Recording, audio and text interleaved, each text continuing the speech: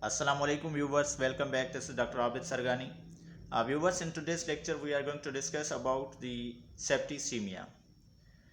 In this lecture I am going to tell you about the introduction of septicemia, what is septicemia and what is the difference between septicemia, bacteremia and toxemia, including the pathogenesis of septicemia and treatment of the septicemia and including the clinical signs of the septicemia in animals.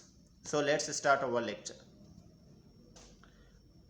So septicemia can be defined as the presence of large number of pathogenic microorganisms in the bloodstream is known as septicemia, or it can also be defined as a disease state compounded of the toxemia and hyperthermia.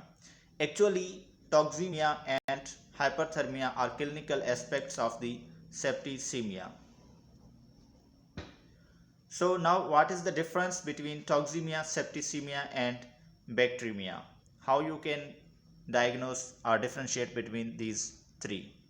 So toxemia refers to presence of toxins in the bloodstream either derived from the bacteria of body cells or any of the other means, while septicemia refers to presence of the large number of pathogens and their toxins in the bloodstream throughout the course of disease and produce the clinical signs.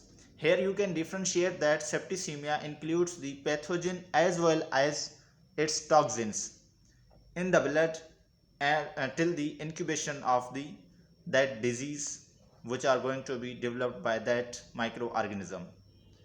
And then bacteremia. Bacteremia refers to generally the presence of only bacteria in the bloodstream for only transitory or temporary period and do not produce the clinical signs.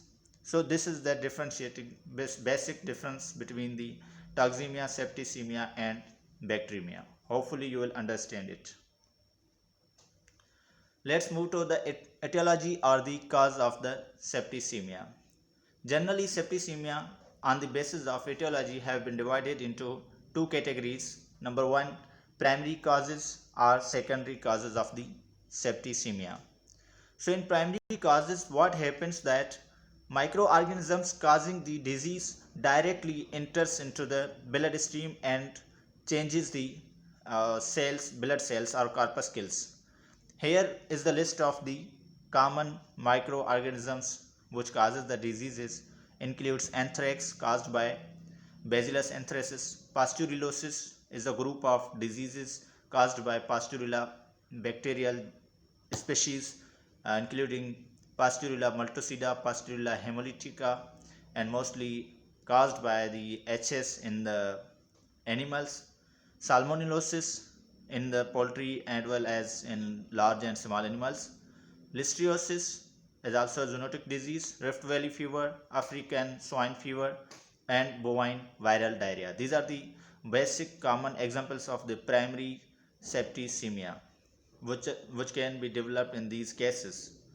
And how the secondary septicemia develops, it means that complications associated with any supportive processes within the body leads to the septicemia. For example, if there is metritis or the inflammation of the uterus, mastitis may be due to the managemental disorders, but there might be the chances of the bacterial contamination and it may lead to the septicemia. Arthritis in mostly in case of the obesity or any of the due to any abscess or any of the infections. Endocarditis, pneumonitis, internal rupture of the abscess may cause or lead to the development of the secondary septicemia. And then what is the pathogenesis of septicemia? How pathogenesis develops in the body of the animal? As we know that there are various types of the toxins including exotoxins and endotoxins. As endotoxins or exotoxins enters into the bloods, that condition is known as toxemia, which alters the thermostat of the body causing high fever. And then endothelial damage and hemorrhages into the tissues occur, which interferes with the coagulation system or clotting system of the body, and then intravascular clotting or severe hemorrhages occurs, which may ultimately lead to the death if not diagnosed or treated at early stage. And then what are the clinical signs to identify that septicemia have been developed or not? So there might be submucosal or subepidermal hemorrhages. Hemorrhages refers to the bleeding from the sites of trauma or injuries. And then high elevation of body temperature or pyrexia. And other signs are same as in toxemia and hyperthermia. In chronic cases, there may be cardiovascular or respiratory failure. So these signs, if developed in a clinical case of the animals, then you may suspect that there might be septicemia have been achieved. So what should be the treatment of the septicemia? Same general recommendations may be applied as in toxemia, because bacteria mostly produce the toxins. When body temperature reaches 106 to 108 degree Fahrenheit, then to lower the body temperature, cold therapy or cold applications are recommended. Other medications including antipyretics, antitoxins, broad spectrum antibiotics, fluid and electrolytes to replace the uh, electrolyte imbalances, multivitamins for supplementation, minerals, amino acids, hemotonic, etc. are recommended.